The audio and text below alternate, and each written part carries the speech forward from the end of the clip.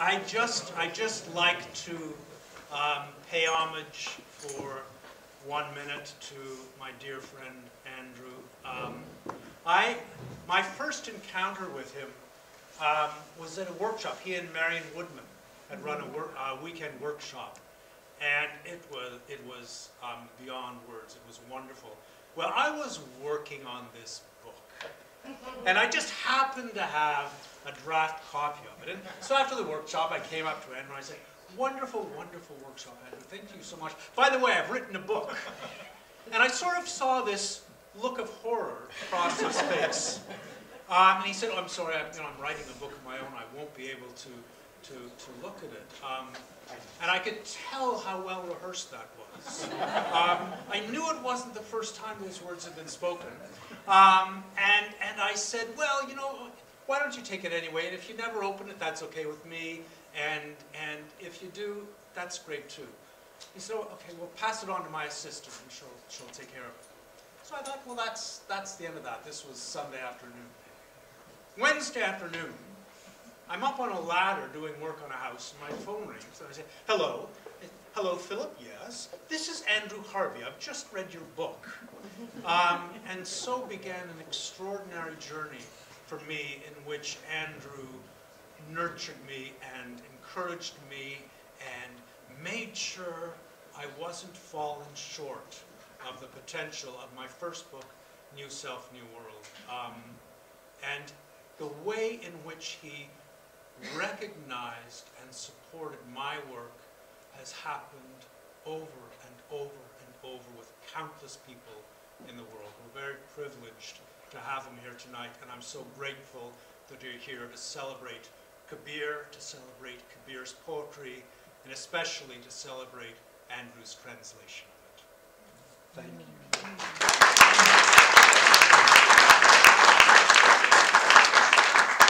And Andrew offered to start us off with a particular poem.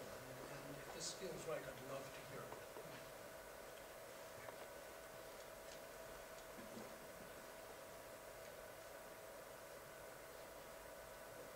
The beloved is in me, and the beloved is in you. As life is hidden in every seed, so rubble your pride, my friend, and look for him within you. When I sit in the heart of his world, 1,000,000 suns blaze with light, a burning blue sea spreads across the sky, life's turmoil falls quiet, all the stains of suffering wash away. Listen to the unstruck bells and drums. Love is here. Plunge into its rapture. Rains pour down without water. Rivers are streams of light. How could I ever express how blessed I feel to revel in such vast ecstasy in my own body? This is the music of soul and soul meeting, of the forgetting of all grief. This is the music that transcends all coming and going.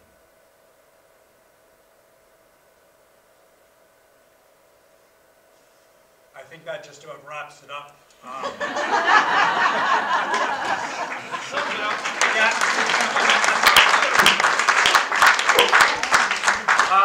Andrew, I'd love to know a little bit about Kabir personally.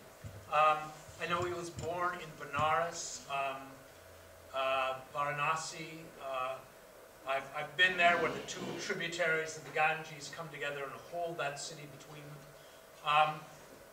Tell us, if you would, just a little bit about Kabir, what we know of his life, what we know of the milieu in which he grew up.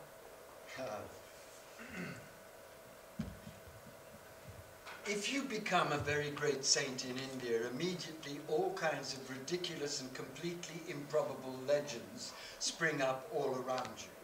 So one legend goes that Kabir was born in a palm leaf on a lake and was found fully formed there because he'd come directly down from heaven. Forget about that one. Kabir was born to illiterate weavers, poor Muslims, who lived in the minority in India's holiest city, Benares, the great sacred city, the city sacred to Shiva, the city where it's believed if you die in that city, you achieve liberation. And Kabir remained poor all his life. He remained illiterate. He became a musician, and he became awake. Some people say he had a Hindu guru, some people say he had a Sufi guru, some people say he had several Hindu gurus and several Sufi gurus. Forget about all of that. The reality, I believe, is that Kabir was one of those rare beings who just woke up to the eternal light as the basis of everything, the force that creates everything, and woke up in a city that was famous for its teachers, famous for its gurus, but Kabir woke up to the eternal reality they were talking about, and he realized from very early on in his life that he was surrounded by what he used to call the costume party, everybody dressing up as gurus and beads and doing all of these rituals and claiming all these dogmas were the only way to get to God. And his awakening, which was total and became deeper and richer because it became more and more embodied, led him to be quite simply the most radical mystic we have ever had, more radical even than Jesus. So he would say to the Hindus, you're full of horse manure. You just go on and on about the caste system, you go on and on about your dogmas, you secretly believe that only your path will lead to God. You're mad. Everyone is potentially God.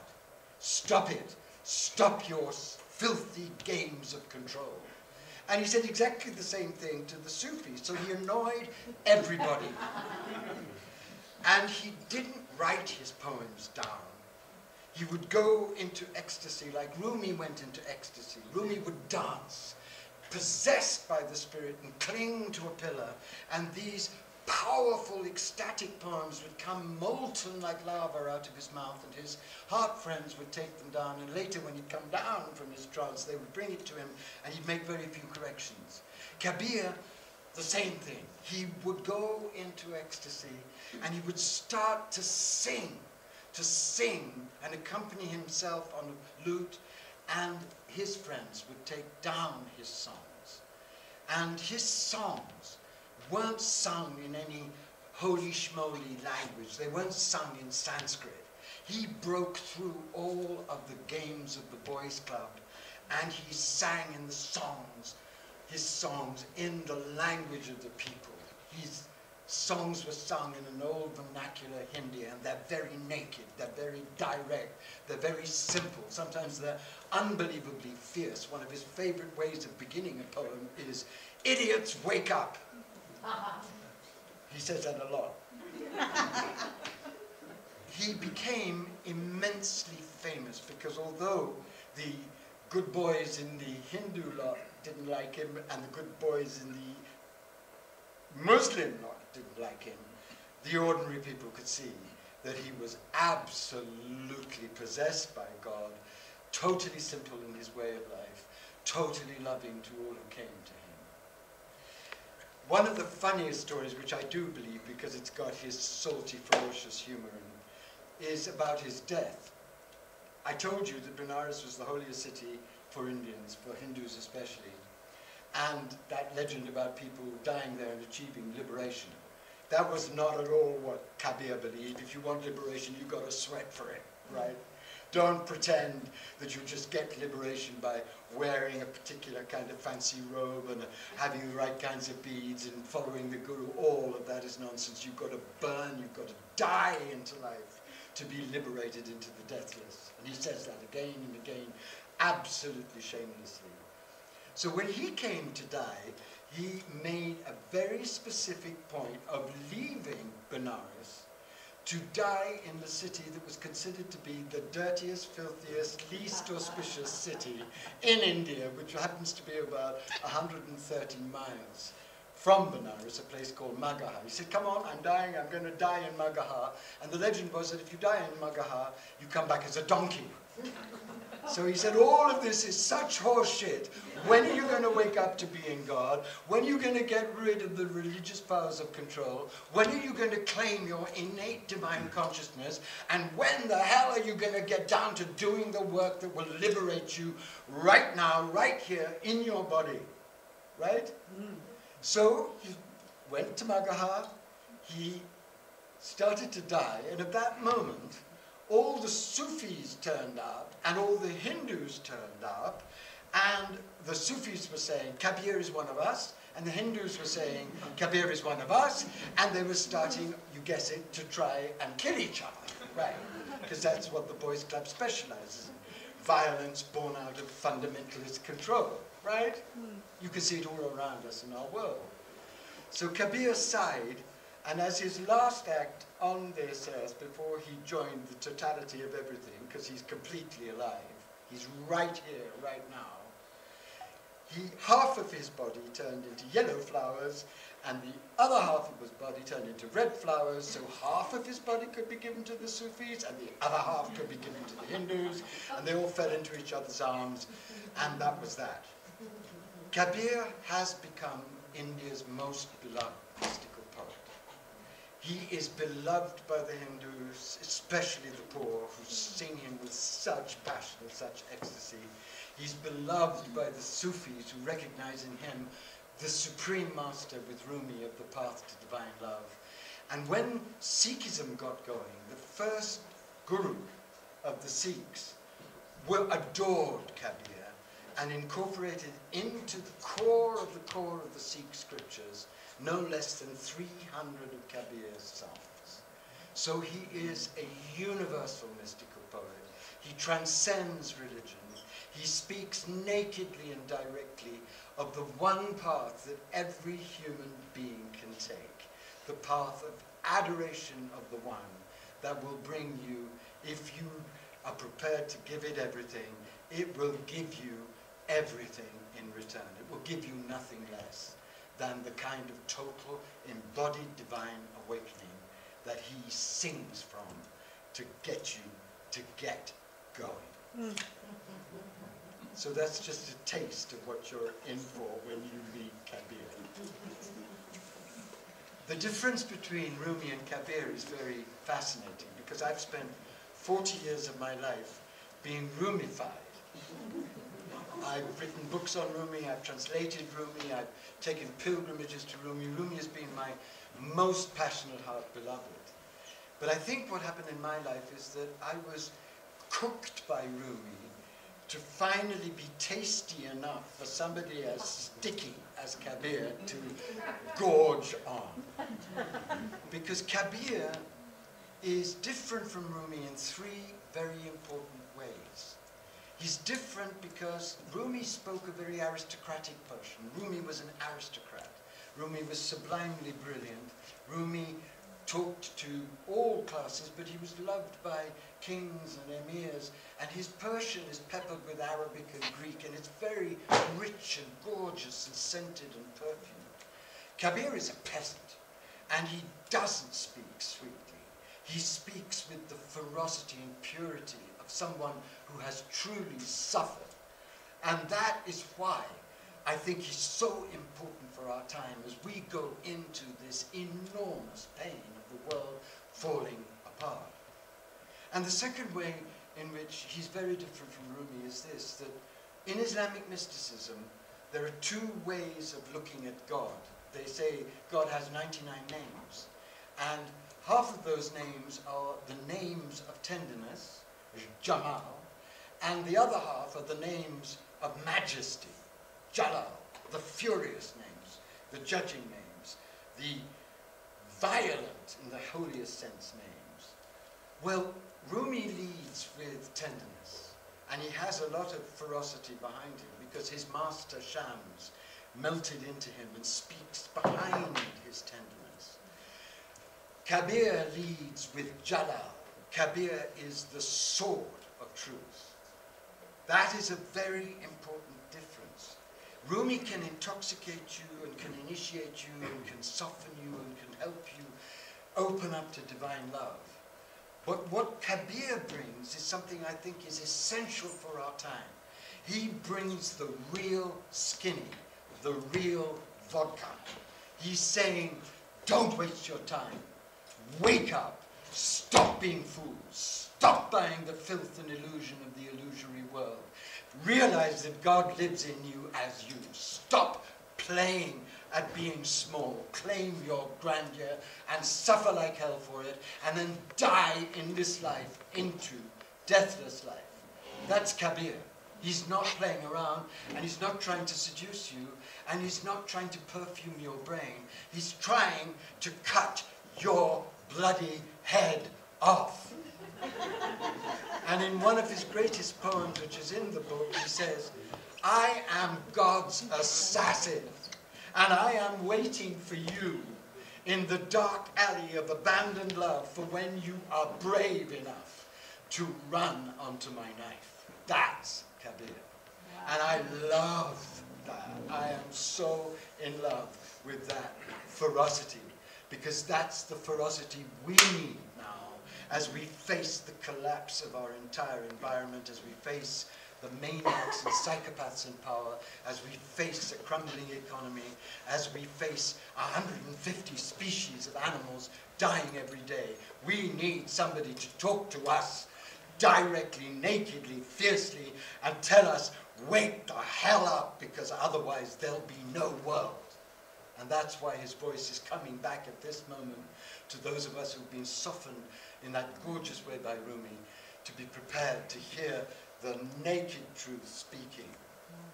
And the third way in which he's different from Rumi, and this is very subtle and very important, Rumi is above all a poet of transcendence. He's a poet, nobody has ever written more sublimely of the transcendent mystical experiences that reveal the entire universe as a dance of divine light.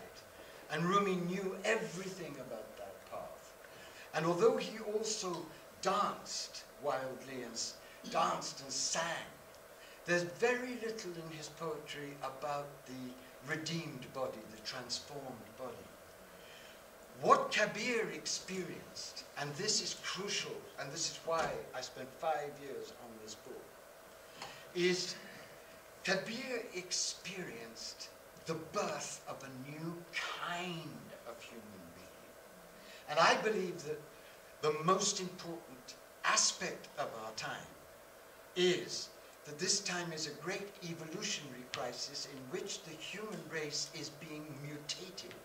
A new human being is being born, and that human being isn't just drunk on the light. That human being is experiencing, and I'm beginning to experience the fringes and fringes of this amazing experience because of him. That human being is experiencing the light being born in the mind, irradiating the mind, being born in the heart, irradiating the heart, and then going down, down, down into the depths of the body and transforming the structures of the body and the cells of the body. That's why the book is called Turn Me to Gold, because Kabir knew, experienced what it is like to be turned into this new kind of human being. And he is the great subtle prophet of this great wild holy birth that is being born out of the tragic and terrible death of our whole civilization. So if you want hope, if you want truth, if you want to experience divine love as it's most naked, if you really want the entire path to radiant embodiment, to being turned to gold, mind, heart, soul, and body, this is your guy. Thank you.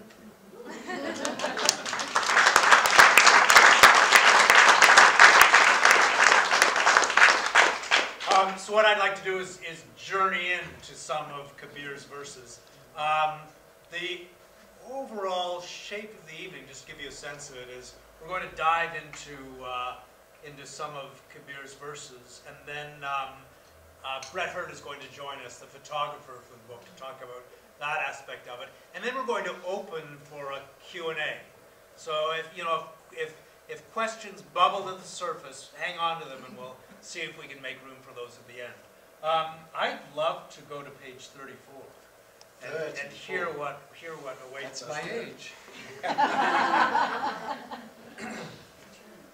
Oh my God, this is a wild poem.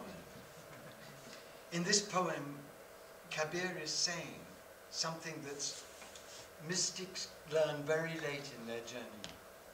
And that is that the divine that you connect with towards the end of the journey is a divine beyond any concept, any dogma, beyond even the light itself. It is a vast no thing, an unbelievably boiling, pregnant, stainless, unshadowed no thing from which even the Godhead itself is born.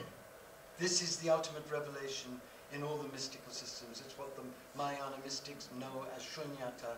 It's what Meister Eckhart means by the Godhead that gives birth to God.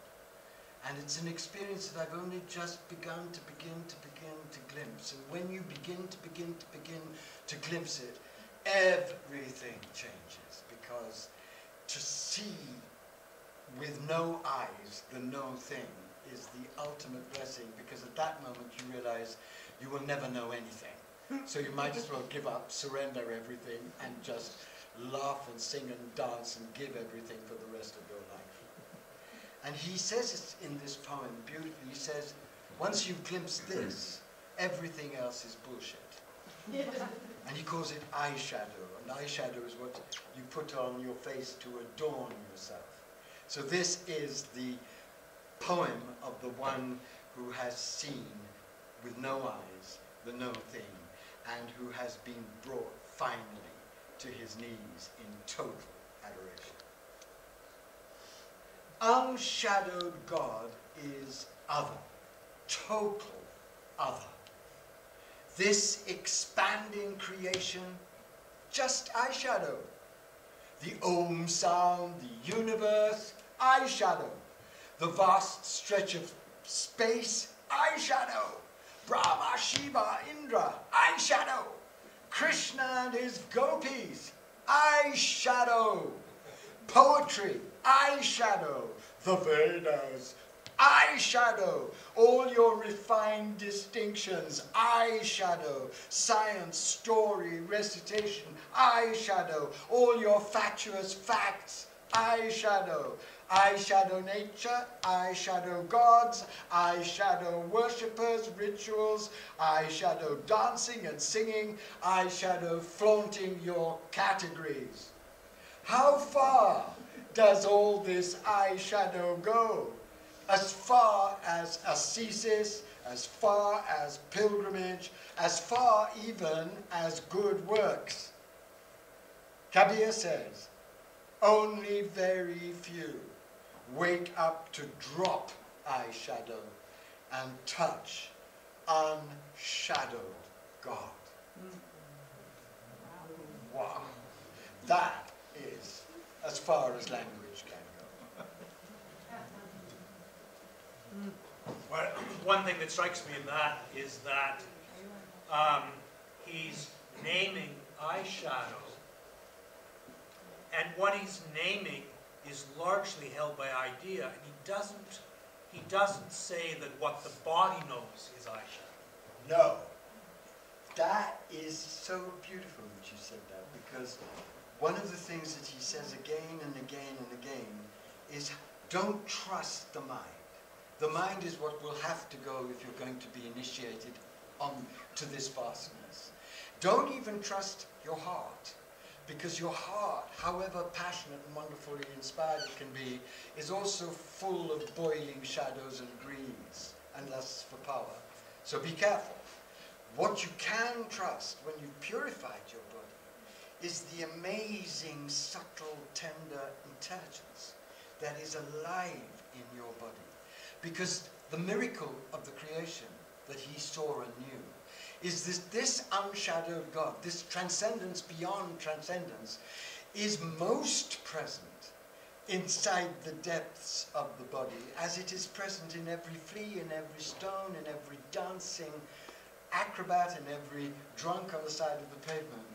I was once going to give a lecture on Kabir in Sydney. And Sydney is a very difficult place to give lecture on anything divine, because most people in Sydney like to drink beer and surf, and God bless them and may they achieve enlightenment, which is the worst prayer you can ever give to anybody.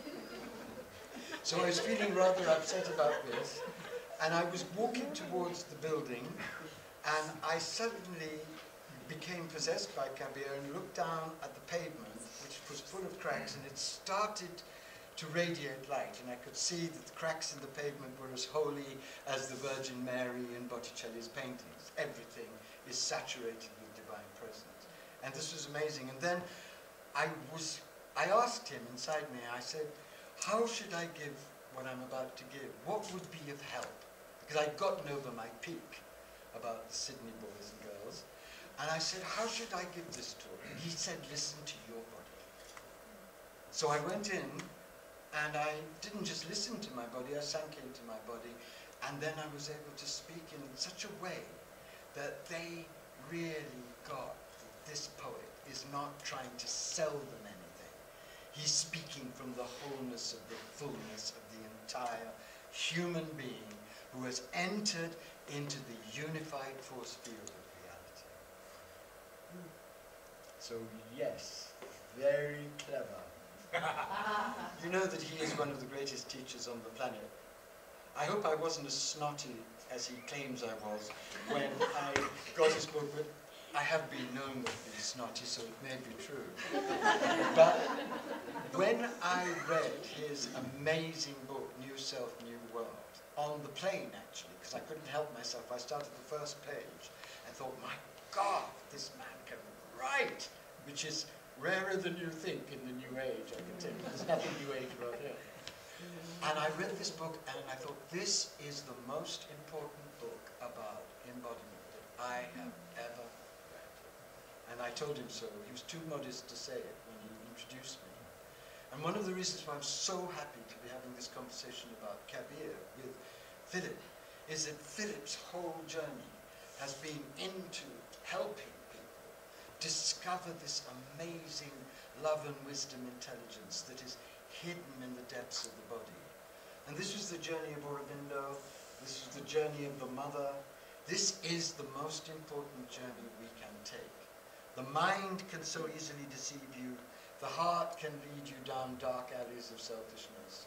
But if you learn, and if you let Philip teach you, how to come deep, deep into the depths of the body, you'll find the divine, the deepest kind of divine intelligence waiting, and it will completely change how you approach every being, because you'll be approaching them as a lover approaches the beloved, with your whole being irradiated by truth. For the record, that there was no snottiness. there was just a sense of, oh dear, not another aspiring author. Despair. Despair. Yeah. There are two poems I feel closely linked. One on page 44, the other on 94. But before you do this, I want to ask you something. What did you find in Kabir when you read this book? What came alive for you? Because you love mystical poetry. One of the beauties of his work is that it's so saturated with aesthetic elegance. He studied no theatre. He knows language at the deepest level. He writes like a poet. So what was really piercing for you in Kabir? How did you relate to him? I mean, there's so many dimensions to that. One of the most striking for me is his marriage of opposites, his inability to see paradox where there's just shining truth. It's, you know, in so many ways that, you know, and we'll go into some of those metaphors, but we are as a culture bound in divisions. We're bound in compartmentalization. And we do that, you know, in our homes. We break up every room and put doors on them to keep them separate. And we do that in our suburbs, where every lot is tightly bound, and we separate our own bodies, and we separate ourselves from nature. And here's this poet who feels there's one poem, and I'm hoping we'll get to it, which is like literally going back to the Big Bang. Oh, yes.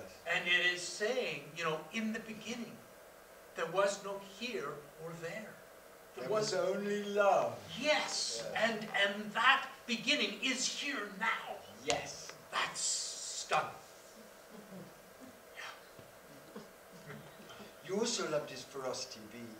Admit it. Oh, well, I couldn't do it. I'll teach you. Yes, no, yeah. I mean, there's a part of me that says, oh, he wants to say, oh, you've got some really good stuff there. We just need to add the other 95%. But this isn't helpful in I know. We've had so much rubbish in the spiritual world. People have been sold such stupid, vulgar, banal teachings. It's no good anymore to play patty cake with illusion. And Kabir just says it's got to end this garbage. And that's why he's such a teacher for our time, isn't he? Yeah. He gives you a spine. Fearlessly. That's it. Which does bring us to 44. 44. Yeah. I love these numbers. Oh my God. 44. I've burned my house down. I'm standing with a flaming torch in my hand, and I'll burn yours down too, if you join me on my march home. And he will. That's what's so astonishing. I spent 5 years living with Kabir, breathing Kabir. And it was a scary experience, let me tell you. I thought I was pretty honest. I thought I had some integrity. I thought I proved myself by railing at the New Age for 20 years. And I thought I proved myself for standing up in a culture that doesn't want to do anything and crying out, for God's sake, get going. I thought I'd earned my stripes. But when I started to really plunge into this man's field, I found myself confronting all the secret shadows of laziness and desire for celebrity and desire for fame and corruption in my own heart. It's an inescapable mirror, Kabir. You can't read him without being, in the deepest and holiest sense, afflicted. And there were many times when I thought, I just can't do this. I can't live another year trying to get simple enough and brave enough to put the words in the right order, in the clearest possible order, so that people can really get them, because it'll kill me, quite honestly. And every time I said that, he would start laughing inside me, and he'd say, what do you think I'm doing? I'm killing you. It's the best thing you could ever have happen to you. Just lie down and let me chop you into pieces. You'll be so much happier afterwards. And it's true. I am so much happier for having let myself be chopped up by this astounding butcher of God. And I love within that poem the distinction between house and home. Exactly. And it makes me think of how many houses we build for ourselves. You know, the house of the career, the house of the home, the house of the comfortable relationship, and home is something else. Home is the placeless place within all of our hearts, which is always present, but which very few dare to give enough to experience. But if you do experience, you realize you are already home. This is home. It's what Jesus meant by kingdom consciousness, lying all around you.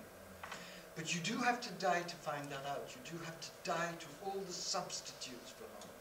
that you create out of the neurotic anxiety of the death-haunted ego.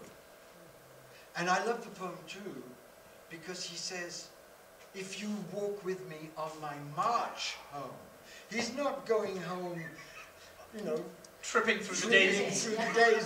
He's going home with his head held high as a magnificent lion. He's going home because he knows where home is, and he's marching home. So if you join Kabir, you learn how to hold yourself with majesty. Kabir is a lion, and he teaches you how to be a lion. Which is a nice segue into page 94. 94. Which has such an affinity to the one we just looked at. One of the absolutely rotten and corrupt things of our time, I mean, if we started listing the rotten and corrupt things of our time, we'd be here for another week. And we don't have enough drink to get through that particular process. But one of the most stupid things that you hear being sold in the bazaar of the New Age is that if you just turn up in a relationship to God and go for a couple of weekends and learn a few Hindu mantras, suddenly you'll be able to manifest Malibu mansions and Cuban houseboys and anything else that you might like. You've heard all that bullshit, haven't you? The real path of love is extremely hard, because finding the real love within you is hard, because there are many fake substitutes for love. Real love is only something you find when you truly blaze with sacred passion in the depths of yourself. And then you have to follow real love. And that is also scary, because real love will show you the real path, and it won't be the fancy path, it won't be the seductive path, it won't be the path you make billions of dollars on, it won't be the path in which you appear on Oprah every week, it'll be the path in which you'll have to tell the truth, or lose the connection with the beloved. So this is Kabir. Devotion to the one is hard, unsparing, a path of blazing fire. Plunge into the flames, you will pass through safely. Waver and wait, you'll be scorched. Right? That's the challenge to every seeker. Once you get to a certain stage in the path, you realize that you are going to die. You're going to die to everything that you think is real. You're going to die to your identity. You're going to die to your illusions. And that is the moment which makes the difference between a real seeker and a fake seeker. The real seeker, out of adoration, just goes walking into the fire trembling. And then the real seeker discovers that when you walk directly, nakedly into the fire does not burn you. It just warms you up a bit. But if you stay at a nervous distance from it, it'll scorch you. I see such an affinity between that and what Joseph Campbell calls the hero's call.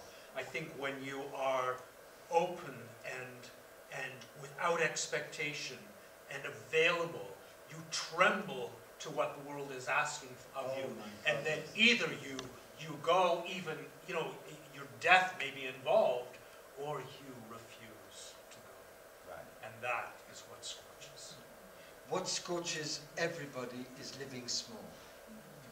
The world is full of brilliant people who have decided that the price of reality is too high, so they just become boring courtesans of capitalism. It's tragic, because that will never work. You'll die disappointed.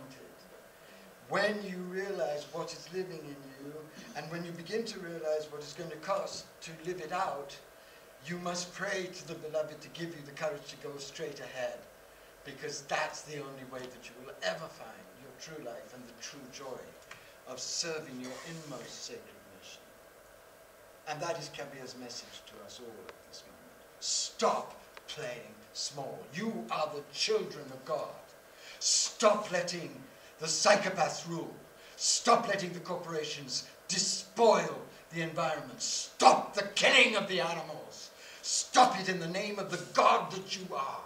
Stop playing hidden and paralyzed and small and despairing. Have the guts to find out who you really are and blaze with joy and take the arrows and the slings of fortune and laugh, because they cannot destroy the deathless that lives in you. That's Kabir. And that theme of living small opens us to page 46 so nicely, I can't resist. We didn't do this before. This is just because we're great friends. He knows exactly how to steer this wild ballerina. What is it? 46. 46. Oh, this is an amazing poem. This is a poem of the enlightened consciousness, and it's so naked. Baffled, choosing for or against, the whole world gets lost. Choiceless, rejoicing in him. That's the true knower. People are bound together, donkey tied to donkey. The one with inner vision is the only true person. Those who walk alone, alone find truth. The heart dissolved in love never returns again. Wholeness is complete vision. Everything is sacred. Kabir says, this can't be understood and can never be written. I love that phrase, wholeness is complete vision, because that's the meaning of your work, isn't it? Absolutely. That's why you call your last book Radical Wholeness. Because what we are now about, those who know that the birth is taking place, is that birth must be the birth of your wholeness. You can't leave anything out. You can't just have a mental realization and leave out the heart and leave out the body and the genitals and divinize sexuality. You can't. You can't just have a revelation in the heart and leave out the mind and the body. It has to be a revelation that lights up the whole being and really baptizes you into the unified force field of this ever mysterious dancing reality. And that's the meaning of all of the real seekers at this moment. All the teachers who know where we are teaching this. And that's why this book has come at this moment to give all of us the key to do this holy work so that the world can be transformed and saved from annihilation. And there's a great swath that this poem covers, because there's the image of the dutiful donkeys, you know, tied in a line, and Kabir says, no, it's the inner vision, be alone. But that aloneness melts you into a companionship that defies aloneness, ultimately. Well, alone, if you look at the word alone, it's all one, right? As you wake up, you realize there's only one person here, and it's you. It's all you, staring back at you.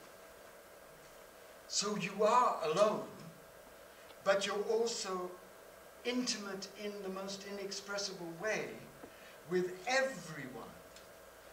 I once asked the Dalai Lama, how can you greet everyone with such joy and sweetness? Isn't it exhausting? And he just roared with laughter. He said, I'm not greeting everyone, I'm greeting myself. I've known everybody I meet forever. He's just meeting an old friend, an old aspect of him.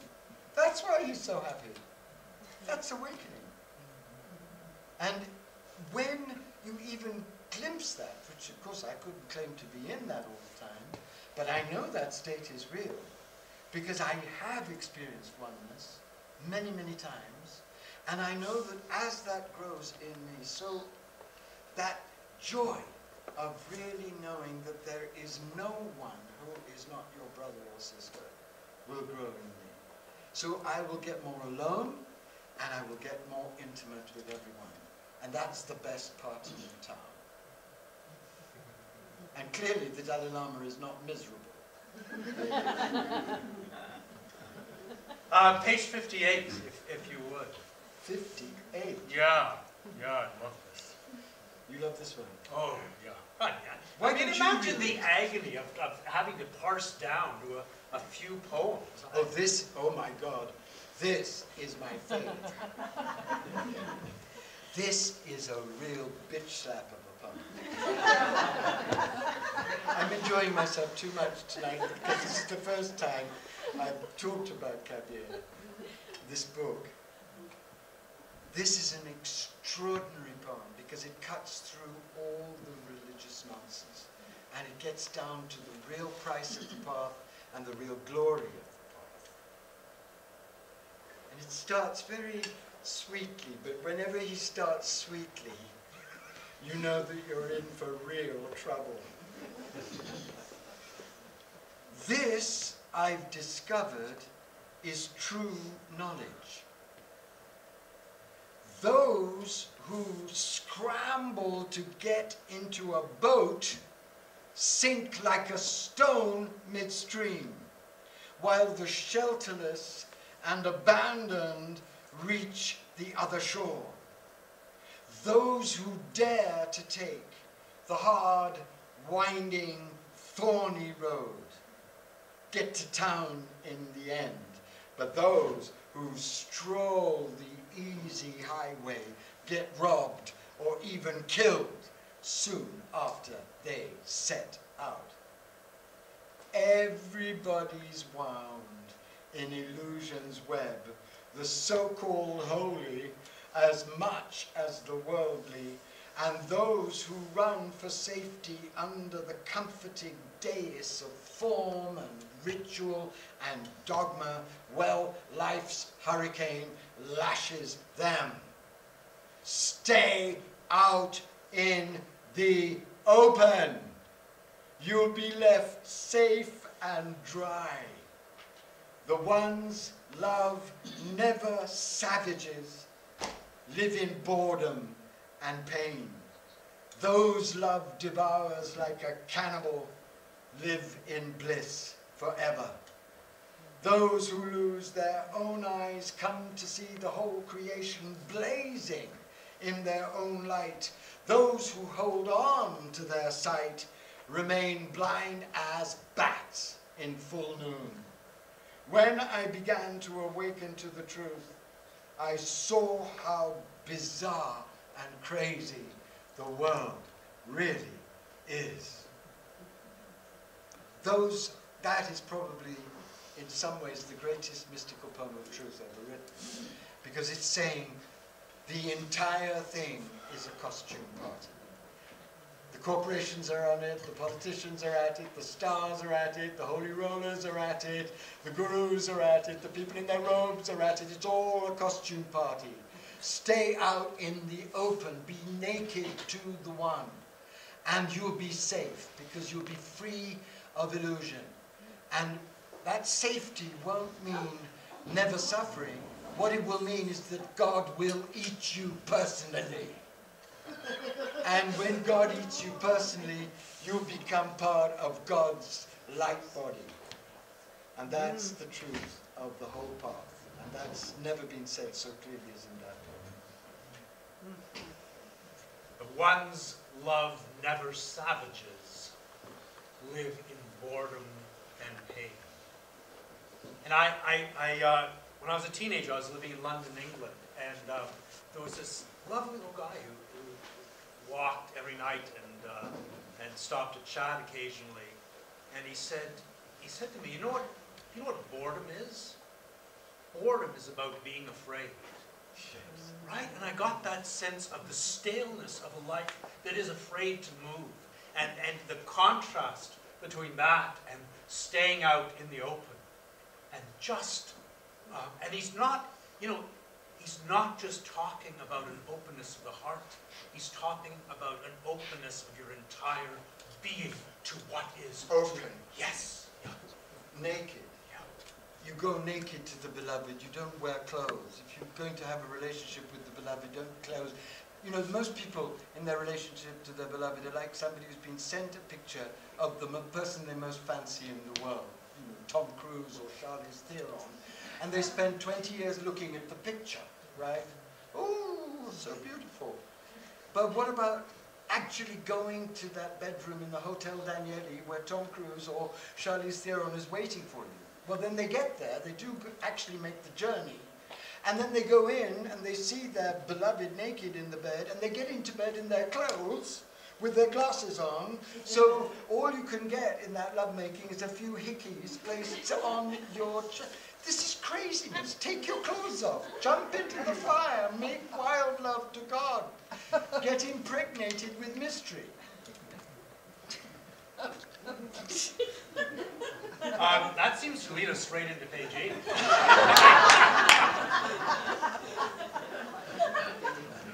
Are you enjoying this? Is this ringing true to you? Oh my God, this is so beautiful. The arrow you wounded me with yesterday has ravished my heart. Wound me again today, beloved, with the same arrow, for without it I am restless and despairing. It takes great courage to love the beloved, because when you experience the beloved, it will sometimes feel like a sword going through your heart. Because beauty at that level of sublimity wounds you. Rilke says, the great German poet Rilke, who's really the Rumi of Europe, he says at the beginning of the Duino Elegies something astounding about beauty.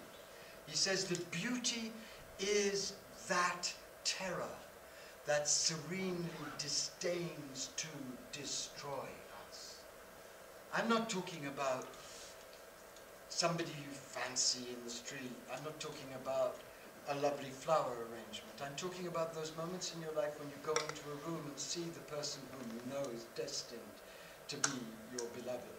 And everything in your body shakes with suffering and ecstasy, because something both amazing and terrible has just happened.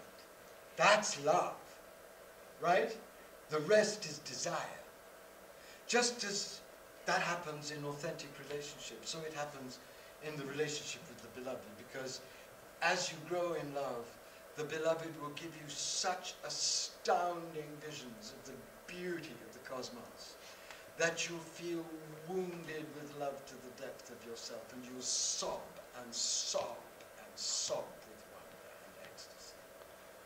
And then, of course, you get drunk on that, and all you long for is to be wounded again, deeper, deeper, more and more profoundly. Unfortunately, the beloved is not like so many human beloveds that I have met, prone to leave or go off to Siberia or somewhere. The beloved sticks around and just does that again and again and again and again, and it goes on and on, that wounding. But it is what I live for and what all mystics live for. Those moments when God stabs you with the rapture of sublime beauty. That there is something about saying to the beloved, wound me again today.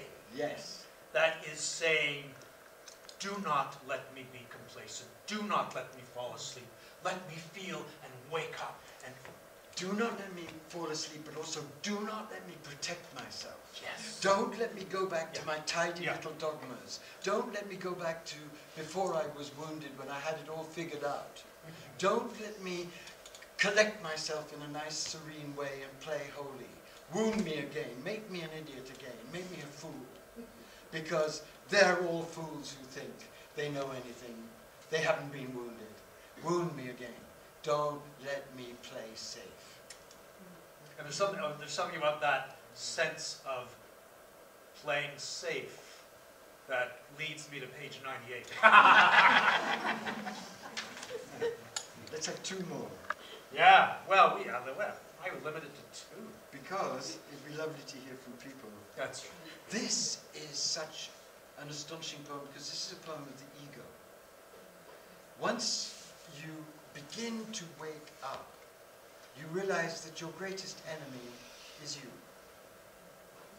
The greatest enemy you have is the one who tells you to play safe, or tells you that you already know everything, or tells you that you suffered so much you should be realized already, who tells you all the rubbish that the ego talks about. And in this poem you hear the greatest single image, I think, of this false self that threatens us all, and keeps threatening us all. You have to be very, very careful not to be threatened by it. And he goes on trying to seduce you in ever subtler ways. And the image that Kabir gives is such a shattering image. He says that the false self is like a dog surrounded by mirrors, like circus mirrors, barking at its own reflection and barking itself to death. Now think about that. Think about how in all of our lives our protection of our false self demonizes other people, right? Shouts at other people, judges other people, and think about how mutilating that is to our soul. And in this poem, Kabir gives so many images for that mutilation. The self forgets itself, like a maddened dog in the hall of mirrors, barks himself to death. Like a lion gazing into a well, seeing his reflection and pouncing on it. Like an elephant in rut, jabbing his tusk into a crystal rock. The monkey grabs his fistful of sweets and won't let go and wanders gibbering from house to house. Kabir says, "You're all parrots on poles. Who snared you?" Isn't that amazing?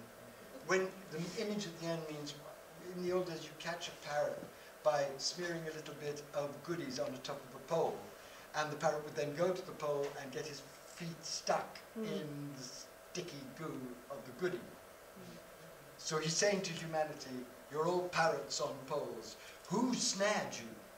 And the answer is you snared you. Right? And that's the immense challenge that his work says to us. If you're going to buy this rag bag of illusions as your truth, expect suffering and expect boredom and pain and madness and unsatisfaction. Expect to go ignorant to your death. But if you realize that there is a self beyond your true self, your false self, a true self that you can get to if you love enough and die into it, take that journey because it's the only game in town.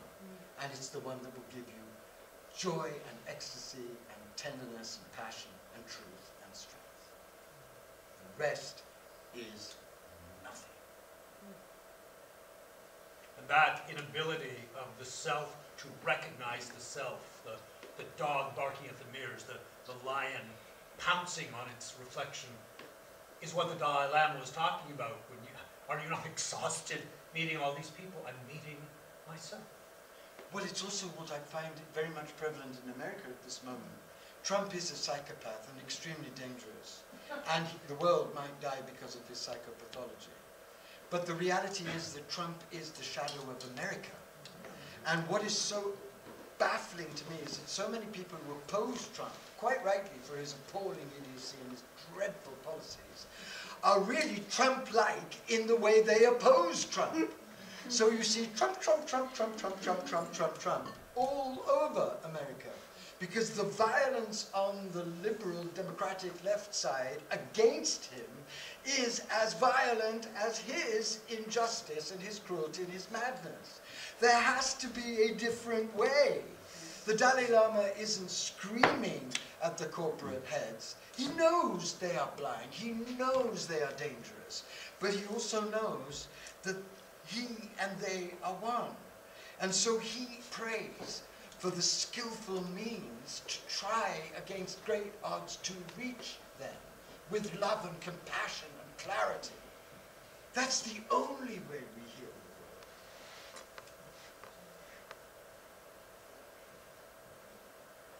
the world. 137. 137. Let this be our last round. Okay, we have one more after that? Okay. Okay. One more after that. One of the things that Kabir specialized in is what I call telegrams from superconsciousness, his 4-line poems. Quite clearly, some days he was so pissed off by the world, he would just come out and give 4 lines and go home. But those 4 lines are worth their weight in diamonds because they are the whole truth in 4 lines. And this is the whole truth. The street of love is narrow. 2 can never fit. When I was, I wasn't. Now he is, I'm not. The street of love, meaning you cannot go into superconsciousness believing you are someone. Because superconsciousness is only given to those who know they are no one, appearing as someone.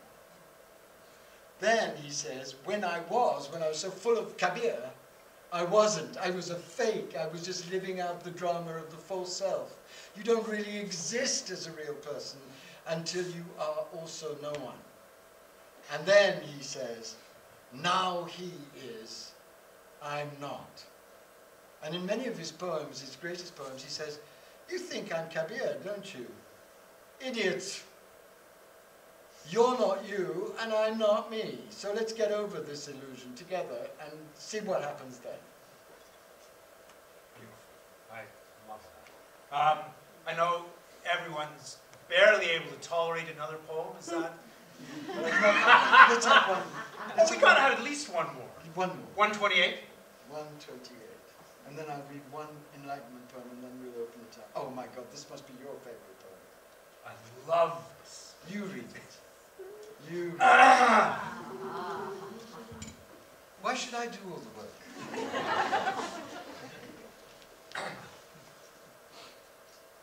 Within this body, there are gardens and fields. The Creator is within it, and all 7 seas and rivers of countless stars. Within this body are both the touchstone and the jewel tester. Within this body sounds the eternal continually, its music always flowing. Seeker, listen to me, my beloved is within.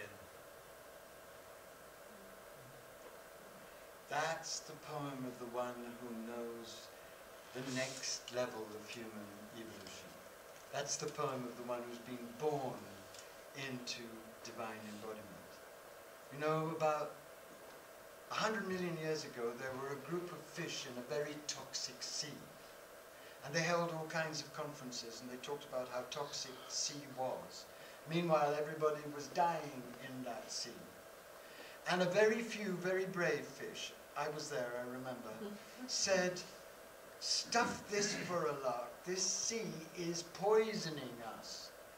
And you know what they did? They leapt out of their familiar dimension, the sea, and they leapt onto the shore, into the air, onto the burning sand. And hundreds of thousands of them probably died. But you know what happened next? And this is evolutionary truth. Some of those fish grew wings and became birds. What's happening on the earth is exactly that. The sea of our human consciousness as it is now is toxic, and that includes the mystical visions of what human consciousness is that leave out the body. And some mad, brave people in the last 150 years have decided that instead of negating the body, instead of demonizing the body, instead of hating sexuality, instead of regressing into the mind and heart alone and loving the light alone, we must set sail. We must jump out of our divisions into the new dimension of embodied divine intelligence. And what they are experiencing is what those fish experienced. They're experiencing turning into a new species. This species is already on the earth. And all my work for the rest of my life would be devoted to encouraging people to do this holy work. And then they'll know what Kabir is saying. Within this body there are gardens and fields. The Creator is within it, and all seven seas, and rivers of countless stars. Within this body are both the touchstone and the jewel tester. Within this body sounds the eternal continually, its music always flowing. Seeker, listen to me. The beloved is within. Before, you could tend to believe the beloved is in heaven, the beloved is in the no-thing so far away, the beloved is in those ecstatic rare experiences. That's not the ultimate experience, Kabir is saying. The ultimate experience is to know that the beloved is living in you as you. Not just in your mind, not just in your heart, but in the depths of your genitals, in the curve of your thighs, and in the rich, pulsing, sweet, deep, sensuous life of your cells. This is the new human. And Kabir was one of those who turned from fish to bird so that he could come back at this moment when the whole human race will either have to go through this transfiguration or die out. This is showtime. So, like a good singer, he turns up at showtime to teach us the real song. And there's one sentence in that poem that is what, yeah, I mean, it speaks so personally to me, and it is what will get me through showtime. It is what will carry me forward. Within this body are both the touchstone and the jewel tester. So a touchstone is what you rub a jewel against to see is it real or is it fake, right? So within the body is this ability to bring the jewel down and test, is it true? What is this truth? And there it is, resonating through the body. And it's a shocking discovery, isn't it? Because we've been told so much rubbish about the body. We've been told that it's illusion, it's dying, don't take it seriously. We've been told that its desires are dirty, instead of gateways into transfigured experience. We've been told that it is beneath the attention of the soul, when in fact we are embodied souls and in soul bodies. That's what we are. And when you test all those ideas of the body in the depths of the body's own intelligence, you realize that for centuries, for millennia now, we've been living in a concentration camp of the body, in which our bodies have been so tortured, so humiliated, so silenced. And you cry and cry and cry and cry, and those tears liberate you. And as you go down more and more with the light in your heart and mind and soul and heart, then suddenly this amazing field opens up of infinite, sensuous, divine intelligence. This is the new human, my friends, and this is where we now need to go. Let me do one more poem. I'm not going to... We're going to chain you here and keep you all night. Are you kidding? That sounds like fun. I didn't realize it was that kind of fun.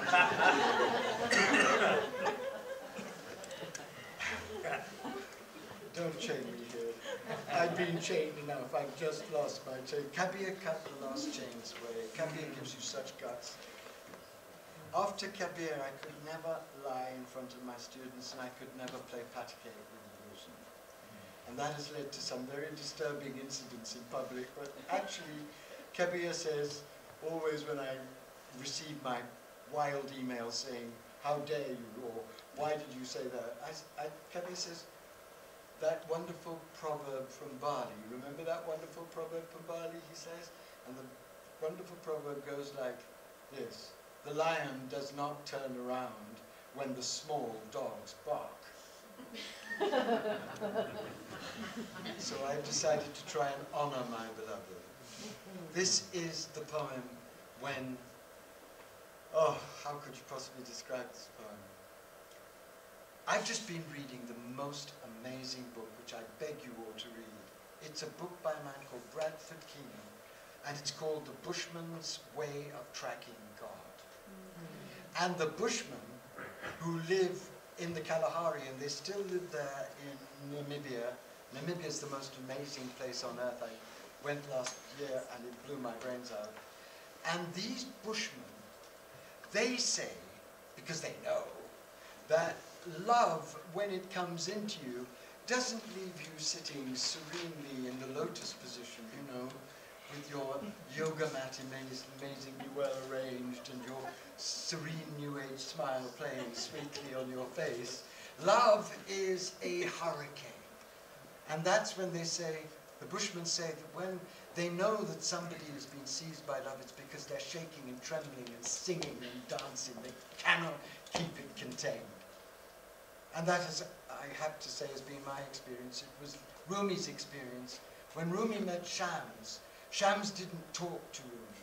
Shams made Rumi dance. They danced and danced and danced and danced together in ecstatic love for each other. And that finally got Rumi out of his gorgeous, brilliant head and into the depths of his being, and it was from that that the great poems came. When Kabir, as we know from this poem, received the baptism of eternal love, he described it as a hurricane and as a wild golden force that destroys everything to recreate and rebirth everything.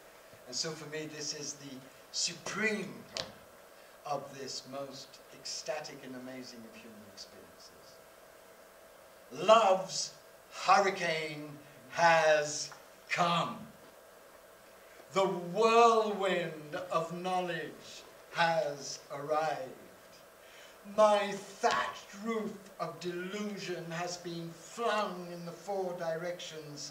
My hut of illusion, so carefully crafted, has come careening down. Its two posts of duality have crashed to the ground. Its rafters of desire have been split by lightning. Thunderbolts have collapsed all its eaves of greed. Its big stone jar of evil habits has smashed in a million pieces. With contemplation and clear devotion, the holy ones have rebuilt my roof. It is strong and unmoving now, and never leaks or drips.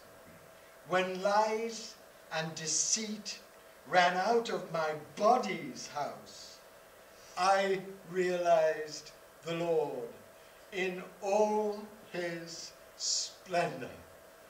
Rains came down in torrents, and after the wild storm, torrents of divine love drenched me, body and soul.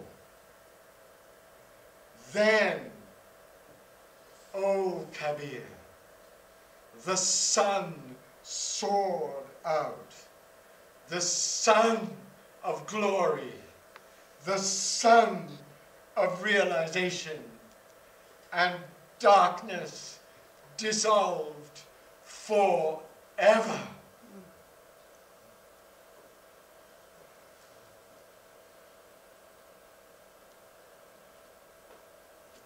Let the lion come and live with you. You'll find he'll make an amazing instructor, and he will give you your true self if you let him. Thank you for being with us tonight, and it would be lovely to hear from you how you've received this. So yeah, it'd be wonderful to open to questions if there are, and then I'd love to bring Brett up to the front to share some of the wonder of his Well, let Brett photographs. come first, because that would be be so important. And Brett was a part of the cinema group. And I loved him immediately because of the depth of soul that this man has, and his sweetness and his sense of fun. But most of all, because he was wild on Bach. I heard him listening to Bach, and I thought, my God, a 27-year-old, a 28-year-old who loves Bach, this is my kind of guy. So we became friends. And then one night, I was sitting in the Jeep after an amazing dinner that we'd had, and I plucked up my courage to look at his photographs, the photographs that he took for himself. And I was absolutely gobsmacked by the fierceness, the clarity, the astringent nature of his eye. And I realized that not only did he have tremendous discipline and skill as a cinematographer, but he had a real stark originality as a photographer. And when I came to think about what I wanted for this book, because this book means everything to me. If I died tonight, I would feel I've left the world something priceless, because this book has finally come out. I really wanted this book to come out in a totally unpredictable, non-New Age, non-sweetie-tweety, non-holy schmoly kind of way. I wanted it to be raw as Kabir. I wanted it to be as stringent as Kabir. I wanted it to be as fierce and naked and beautiful as Kabir. And so I invited Brett to come to India with me, to Benares. And I had the tremendous joy of just watching this amazing young man become amazed by India and take these simply astounding photographs. And then we went through the process of the book, and Unity produced this stark, gorgeous, black gold book. And we arranged the photographs with the poems. So now what the book is a book in which not only you hear and read Kabir, but you also see the world that Kabir is singing to you from. And Brett's photos have captured in the most clean, clear, fierce, naked way that world. So I'm enormously proud of him and enormously grateful that I had the opportunity to work with him to produce together something that belongs to us both. So come up and say something.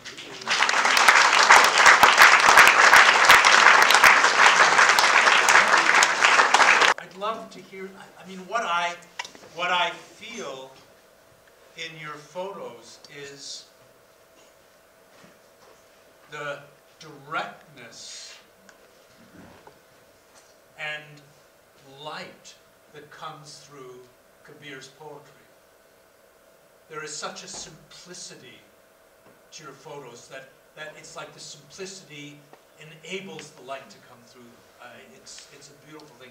I'd love to hear a little bit about your encounter with India, with Andrew, and what that came out of it. And there's a mic, you could hold the mic if you... No, I'll try and project. Sure. Where do I start? To verbalize India. Well, that first meal when we arrived in Benares, we found this restaurant. The rooftop restaurant. And Brett said, "Thank God you're here, because this is such a crazy place. I don't know what would happen to me if I was on my own." Well, I had an experience in South Africa that was more on the not negative side, but dangerous side prior to my departure. What happened? I told you, no. No. We'll talk about it. I'll be as terse as possible about it. But nonetheless, so then coming into India, and we arrived at night in Varanasi, and it's an overwhelming city regardless, considering the population. It's like getting out of a Jays game anywhere you go. Like that's an understatement. So to be thrust into these alleys with these number of people and not being able to actually get your bearings based on the idea that there's no sunlight this time was a little overwhelming. And I was like, oh shit, I'm back in trouble. I'm gonna be in my hotel for 2 weeks, taking pictures. I'm gonna make an artful book of self-portraits from the hotel room. And but nonetheless, Andrew was obviously the best guy to have for a place like that. And, yeah, we started off with a delicious dinner on the rooftop. But I saw him, I was watching him, and I was so grateful he was scared of India, because the thing I feared is that, you know, being young and so good at what he does, that he would turn up and think that you can just photograph India.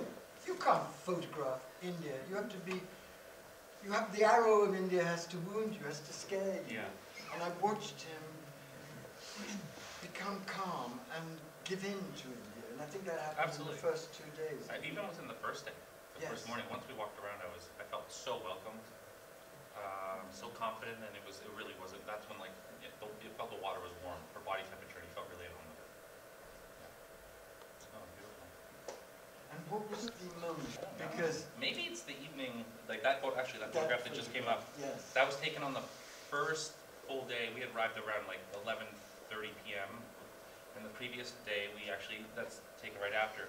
This gentleman took us down the Ganga to this very famous festival of fire that they perform every evening. And on our way there, Andrew and I stopped on the other side of the river to explore a bit. Matt, can you go back to that? And that was probably the moment where I felt that everything was going to be okay. Yeah. And that I could really jump in, and I felt really at home, almost like as if I'd been there before, not to sound too pretentious about it, but it felt really warm. Yeah, that's the image. That's the image. Yeah.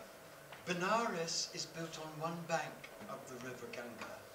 On the other bank, it's left completely empty. So you have embodied divine reality and the no thing coexisting. It's quite deliberate, because Benares is a complete map of divine reality. So I took Brett to the emptiness of that white space so that he could see Benares like a kind of dream apparition. And I remember walking up and down that with you, and you looking around and suddenly getting it. And then this young man started to walk into the late sun, and then Brett started to take his photographs, and that was the moment that I knew that you could take the photographs. Well, I'm not one to ask permission when I take images, which is like a debate in itself, but You don't like actually? No, I think it's very fake, right? And so part of my hesitation was how the people of India would react to it. Now, obviously, it's been photographed over and over again. We could name, Carl de Kaiser, Steve McCurry, all these famous people who have photographed India very beautifully. But as to my experience, based on my approach to the medium, I was a bit hesitant. And then, once this happened, I realized that it was all going to be okay, and that my approach was the right approach, and it was going to work out. I think you can see that in a lot of the most powerful photographs in the book. There are photographs not of people posing, they're people caught in moments of deep, deep inwardness, and strangeness, and sadness. Oh, of course. Well, there's only actually two images that I would classify as staged. And they're portraits. One is of the sadhu on the front of the boat, which we've seen, and then us in a closer portrait of an older gentleman.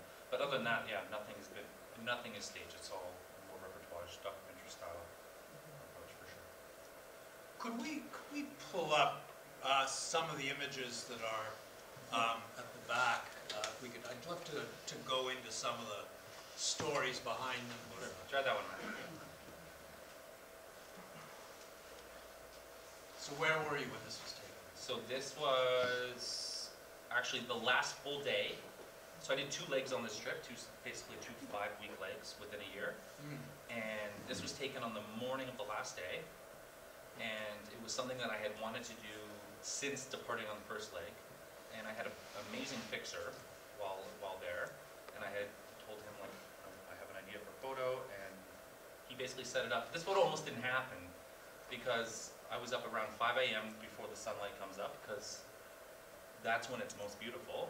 And we waited for the sadhu to come, and I could just see the sun, like, ascending at a rate that I was so fearful that I was going to lose it, and I couldn't come back because I was departing the next day. So the fixer ran up and grabbed another sadhu who actually lived in front of the hotel that I was residing at, and he came with his monkey Juliet, and yes, which is also an image of his made it in the book as well. But and then we started departing, and I was like, anyone who is into film or photography knows how important the light is. So I started to panic a bit, and I was like, we gotta get our ass in the middle of this river before the sun goes up. And actually, about 30 or 40 yards from the bank, we saw this sadhu making his way. So I reluctantly turned back to pick him up. Yeah, yeah. But I made the right decision, because I was right with the light, and this image you came from there. Wonderful portrait. And it's nice to actually catch Varanasi so isolated, because it is a place where, no matter where you look, there are hundreds of people in your vision. So to get an image with a lack of people, I think is something of an achievement. This particular amazing man I've known for 30 years because the place I was staying, where we stayed, is a crumbling old Maharaja's palace called the Hotel Ganges View. I'm going to spend the last remaining days of my wildlife living there. It's my favorite place because it's an old crumbling Maharaja's palace. And then there's an alleyway, and he's been there for 30 years. Every time I've gone back to Benares, and he has a monkey that lives on top of his head. You've got to put. Yeah, Matthew did one. Yeah. He's the most amazing person. There. This is such a beautiful photo. Look at the monkey. Juliet is the name. Juliet. You know why that's so important is because Kabir was very passionate about animal rights. And one of the reasons he thought the religions were decadent is because they sanctified animal sacrifice. So that is so. Well, how did you take that one on the bank? Which one, the previous? Yes. Because were you behind her just watching her? Yeah. I was walking back probably from lunch, I don't know. I used to take a little bit of a break at midday due to the heat. And yeah, there's a lot of people meditating and praying throughout the day, or 24 hours rather, especially to Mother Ganga, the river, and I was lucky enough to catch the boat going by at that. There's a lot of laying and waiting, and sometimes it yields nothing, and other times gold. But that's the patience, I guess, of the job.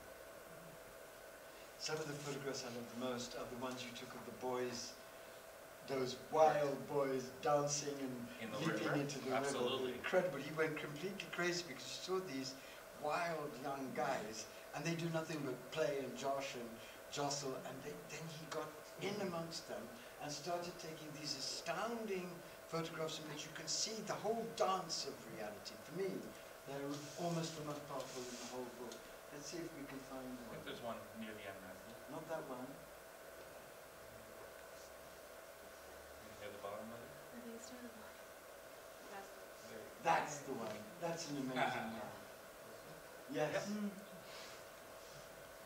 It's like the whole path. Everybody's sitting around, you know. This guy thinking, well, I don't know whether I'm going to take the path. This guy thinking, oh my God, look at that crazy Andrew's speaking like that. And then wild one just dancing backwards, flinging himself backward into the earth. Isn't that gorgeous? Yeah, they love to show off their acrobatics anytime someone comes around. Absolutely.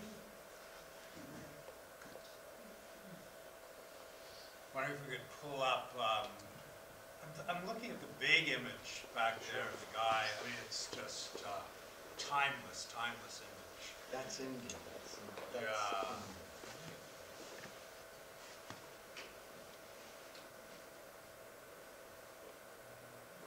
Do you remember the day when that was taken? Yeah, that was taken, I want to say, it's titled Midnight Meditation, but the reality is it's probably taken around like 2 or 3 in the morning. Wow. And Was it during the fire festival? No, that's at 7 p.m. on a daily basis. Got it.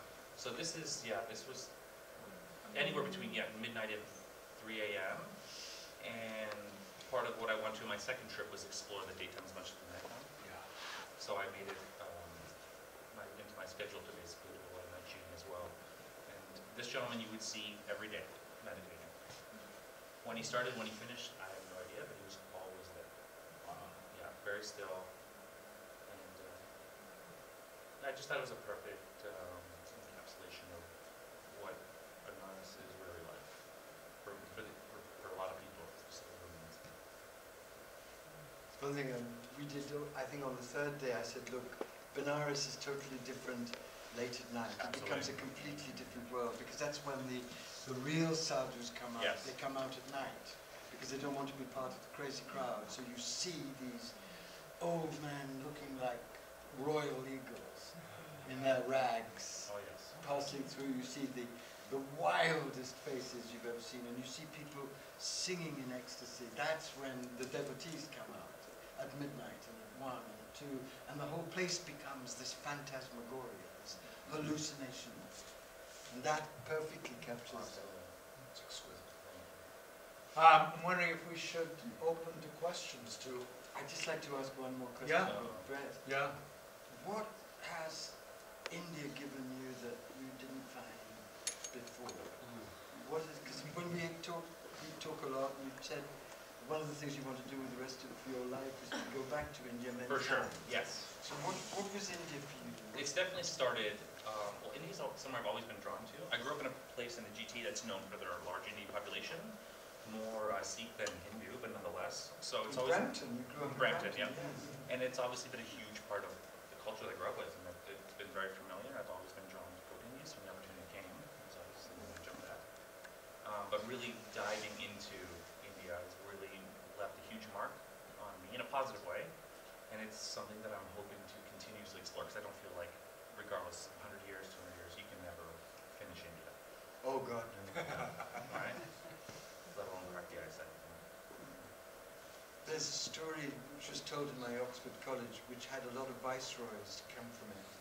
And one day a young viceroy was just, and viceroy ruled India under the Queen, so he was like a king. He came to the college where he'd been a fellow of, and he sat next to somebody who'd been in India for 60 years, and he didn't know that the person sitting next to him was the greatest expert on India. So he turned, very arrogantly talking about India, to the guy sitting next to him, and he says, "Hey, do you know anything about India?" And the man said very softly, "No, I don't think I do."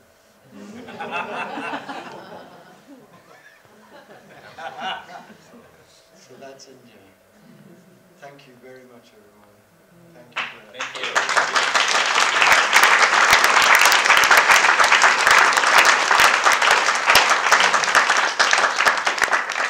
And we do have. I've been leaning lately into this distinction between mysticism and mania. As I was listening to you read him, and I began to wonder, in my experiences, in my crack open experiences, I found there was two places I could go. One was where the whole world felt false somehow. Yes. Everything was untrue and unreal. And it started to feel like a bit of mania, like it was a bifurcated consciousness. It was like a first level awakening. It wasn't Yes. integratable with the reality of this body, these people, this world, right? Yes. But then there was a mystical way of interfacing with that unity consciousness field, which I think is what started to happen now in my life. Maybe we would call it second stage of the alchemy or the transfiguration. Integration. Right. Where I could experience a connection to a unified field and at the same time feel like all of this was completely real at the Yes. same time. Yes. And my concern sometimes with the intensity of Kabir and the intensity of some of those writers is that they offer us the crack open to this unified field without really clarifying how we then so we end up sort of charged up and ready to go Oh, yes. and blazoned on our path and fiery and purposeful, and then we go back to work. Right. So how do we have this experience in a way that's deeply true and real and embodied, and then move through the world in a way that's integrative and inclusive of all of those realities? What a wonderful question.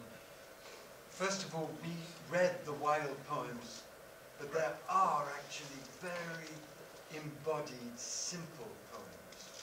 Because you'll see that 4 or 5 of the Enlightenment poems are exactly the kind of consciousness that you are sharing. And the greatest of them all is one that begins, "The simple union is the best." And that is what happens after the wild experiences. Right. They get integrated, and that you come into the radiant divinity of ordinary life. And those poems are also in the book, because he had that realization. And the question about how do you integrate it, you have to go through the whole experience and just hold on and keep opening to grace and read the full Kabir and realize that the experience doesn't end in the ecstasy. It ends and keeps unfolding when that ecstasy is grounded in a celebration of the whole of life as sacred. Right, so what you kind of referred to, Highest level. where you're kind of, you are all of that, you are Yes. connected to all of that. But you're ordinary and hanging out with your buddies. You're Yes. peaceful, and you're not always in an extreme state. You're No. in an extreme state to awaken maybe, or Right. something. But you don't move through the world in that intensely overwrought state of being. It's not an overwrought state of being, that's mischaracterizing it. It's an ecstatic state of being. Got it. So the Bushmen will tell you, and if you've ever been with Bushmen, they are dead ordinary, right? They're the most sober, most solid, most embodied people on the earth. They hunt, they fish, they sleep in hammocks, they make love, and they have a hell of a good ordinary time. They love life. But when they want to get back in connection with the source, they allow this wild force to take them over, because they know that if they allow it to take them over and risk it, it will make them love ordinary life even more, and know it even more as the sacred play of the divine. So it isn't that only that you go through these stages, you keep going back to that ecstatic source to be refueled, to be able to live with that kind of integrated joy. That's why Rumi didn't have monks following him. He had butchers and bakers and candlestick makers and shopkeepers and peasants and kings, and they'd all come, but he would give them that ecstasy so that they would go back to their work and live it with conscious, sacred, embodied joy. So don't make a distinction between the two, because they fit in naturally to each other. And in a true sacred culture, if you go to Bali, for example, you love Bali, the Balinese are the most grounded people you will ever meet. They're the people who are clearly living embodied, joyful, ordinary, extraordinary lives. And yet, if you see the way they worship in the temple, or you see the way they get around a family member who's channeling the divine, they allow the ecstasy to take over them, because they know that it will give them energy and insight into how to irradiate ordinary life with even more extraordinary truths. Got it. So when we talk about the spiritual bypass movement, quickly, that we're talking about are people who have gone to that opening experience. They've had a unified consciousness, however we describe They're it. just having the But there's absolutely no reintegration. no, and they don't know what it's for. It's not to go into forever and stay. It's to draw down the energy so as ordinary life, lived in the heart, mind, soul, and body, becomes the extraordinary joy that it really is. Great, thank you. Thank you. Yeah, please. A little follow-up on that. I'm reminded of one of the most sacred symbols in Egypt is the dung beetle, Yes. who bursts their larva into a fresh piece of dung, rolls it into a ball, and puts it away, and then brings it out, and the sunlight cracks it, and it opened up and produces this wonderful insect, this wonderful being. And there's the amazing contrast of having a piece of leftover, Well, whatever, matter, Exactly. but actually utilizing that in the co-creation process. Well, that's so beautiful you say Yeah. that, because the other great symbol in And the earth Egypt and the is the sun. vulture. What's that? The vulture is also sacred in Egyptian, because the vulture is the ultimate alchemist, taking the filthy, rotting flesh, eating it and transforming it. In the First Nations, it's the raven, Right, which is our vulture too. right. Yeah. So you have to have both. It's the transforming of it. Yes. It's not the categorization of this is sacred, that's not sacred. There's nothing that's not sacred. The dead, rotting flesh is radiating divine light if you're in a state of awakening. Any other questions? I'm missing the feminine in all this. Oh no. The feminine is the body. The feminine is... There are poems here of in which he calls God Mother. He calls God Lord, he calls God the One, he calls God Mother. Sometimes he speaks as a woman to his beloved. The feminine soaks and saturates Kabir. He says in one of his most beautiful poems, and I didn't read it tonight, I'm sorry, and in honor of you, I'd like to quote it. And this is the great poem of the sacred marriage of masculine and feminine. He says, My father is the transcendent absolute, and my mother is the embodied Godhead, and I am their divine child, dancing for them both on their burning dance floor. You can't get a more glorious statement of adoration to the feminine. And the whole transformation that he's going through, the whole transformation that we've been stammering to describe, is a transformation that doesn't just go off into what you could call the ferocity of the masculine life, the law of life. It's a transformation that comes down into the depths of the feminine, the body, the creation. Kabir is absolutely in adoration of the creation. And the state that he describes as the highest state of all, the simple state, is not a state, as I was trying to say to Jeff, a state of being lost in the absolute, the state that's being favored so much in the masculine mystical systems. It's the state of living with your family, in your house, loving the chair, loving the embodied Godhead, loving the radiance of ordinary life, simply knowing that all of that is crystallized light energy. So, I'm sorry if I didn't read those poems, but if you dare to buy this book, you'll see that Kabir is absolutely attuned in the highest level and with the deepest adoration to the feminine. I would never have spent 5 years on a poet who didn't love the feminine. My entire work for 30 years has been in adoration of the mother. And if you know my work, you know that. My books are absolutely dedicated, all of them, to her.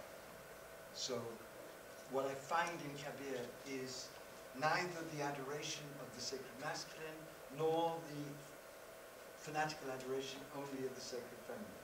He is somebody who understands that we are all going to a state of sacred androgyny, in which male and female make love within us to produce a new kind of being. He's someone who understands that the light out of infinite love has emanated the feminine creative power to give birth to the universe. He lives in every aspect of the universe. And he's someone who understands that the embodied Godhead is utterly holy, utterly sacred. Every animal, every blade of grass, every stone is saturated with sacred power of Kabir. And what is that if not the feminine at its most beautiful? So, thank you for your question, but I do beg you to look at the poems and experience the fullness of his love. Do try. Andrew, I'm so blown away by the passion that you speak with and how you embody this with such fervor. I feel like my question is, do you have any plans to wake people up? I feel like you could really wake people up. I've done it. I've been trying for 30 years. No, I don't mean it in that way. I just feel like there's, you know, there has to be a way to project the way that you are speaking. I feel completely changed by what I heard tonight. Thank you. And I feel that this Well, gift is something that really needs to be shared out there. And Well, I share it wherever I can, and you know, I share it with people in intimate situations, because a lot of people aren't prepared for true passion. They want their God mild, sweet, and accessible. I want God, my Tina Turner God. rattle the floor. I was once giving a talk on Rumi, and somebody said, what kind of music do you think would really initiate people into Rumi's field? And they were expecting me to say Beethoven or Bach. Of course they can. But really, the sound of passion is raw. When I was 9 years old, and this is what changed my whole life, I heard Maria Callas sing live at Covent Garden on the television. My grandmother said she was the worst singer in the world, which made me immediately get excited. Because my grandmother was very English, you see, except when she was completely psychotic. And she was an amazing woman.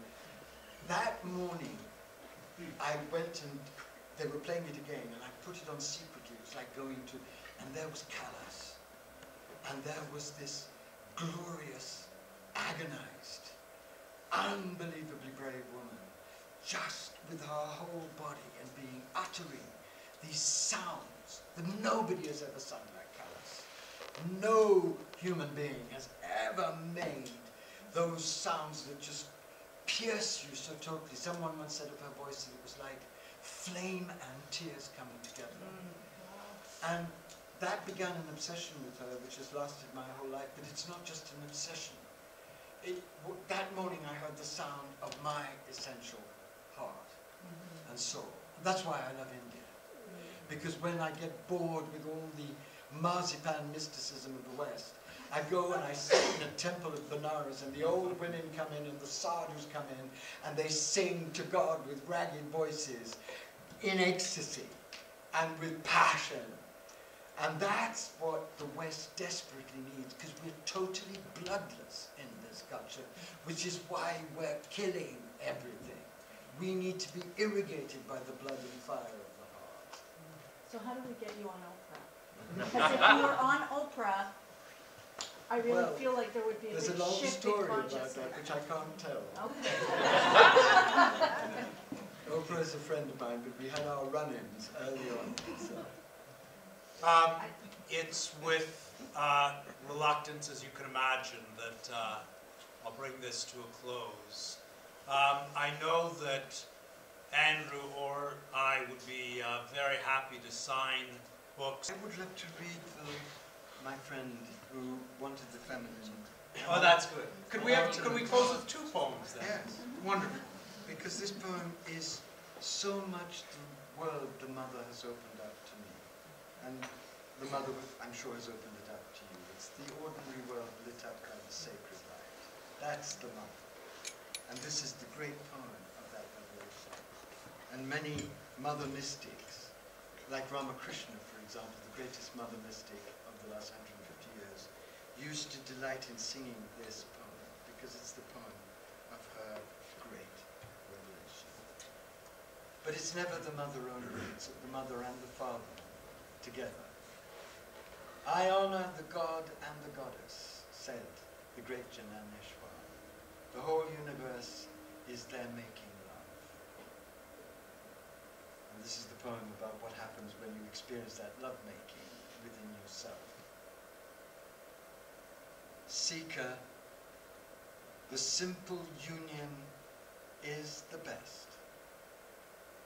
Since the day when I met my beloved, there has been no end to the joy of our love. I don't shut my eyes. I don't close my ears. I don't mortify my body. I see with open eyes and smile, and see my beloved's beauty everywhere. That's what you wanted to hear too, Jeff, that experience of the embodied, simple, natural divine. That's the culmination. That's the key. Exactly. This is the poem of grounded spirituality. I say my beloved's name, and whatever I see, it reveals my beloved. And whatever I do becomes my beloved's worship. Rising, setting are both one to me. All contradictions have vanished. Wherever I go, I move around my beloved. Everything I do is service to my beloved. And when I lie down, I lie prostrate at my beloved's feet. My beloved is the only one I adore, there is no other. My My tongue has abandoned all impure words and sings my beloved's splendors day and night. And when I get up or sit down, I cannot forget my beloved. The pulse of my beloved's music is always throbbing in my ears. Kabir says, my heart is ablaze. I unveil what is hidden in my soul. I am drowned in that one great bliss that transcends all joy and pain. That's a perfect fusion of masculine and feminine, transcendent and embodied. It's a perfect fusion of drunkenness and sobriety.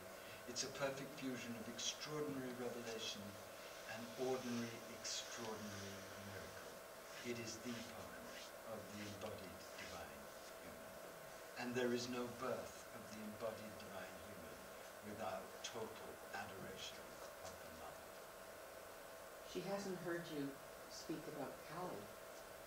No. She needs to. Well, you've seen a little bit of Kali tonight. Kabir is Kali's. Kali's guy. Kabir carries Kali's sword. Oh no. And then may this be a prayer for all of us. This is the prayer that has this beautiful photograph of Brett Spire. I chose that to go there. It's because you see the boy walking towards the sun and his body being touched by the sun. It's up there too, isn't it? Yes, It's on the right. So my friends, just take a deep breath and take all what I've tried to give you, the beauty, the majesty, the splendor, the sweetness, the richness of being in a body, knowing your body, heart, mind, soul is divine. Take it all in. Take Kabir and take the beauty of these amazing photographs of yours has given us in. And let this be our prayer. Let this be our prayer at this moment of the world's history. Because we are going into unspeakable pain. We're going into a period where everything will look as if it's ending. But it's not ending. Something is beginning through this ending. Be one of those who begins anew. Never lose hope. Hope begins when all small forms of hope die. That's when you connect with the deathless hope that comes from knowing that you and everyone else is divine. And something far larger than us is guiding this terrifying process. If you ever see a woman like I saw my greatest friend 3 weeks ago give birth, you see terrible pain. You see a woman threshing, sometimes even begging for the pain to stop. And then you see the child. And then you see the child covered with blood, and then you see the child crying, and then you see the mother in bliss holding the child in bliss. This is what's happening. There will be a birth. It's happening now to many of us. Be part of it. Let there be your love burning softly in every cell of my dying and transfigured body. By your wild and merciful grace, Lord of truth, turn me to God, so I can love in perfect fullness you who loves in me.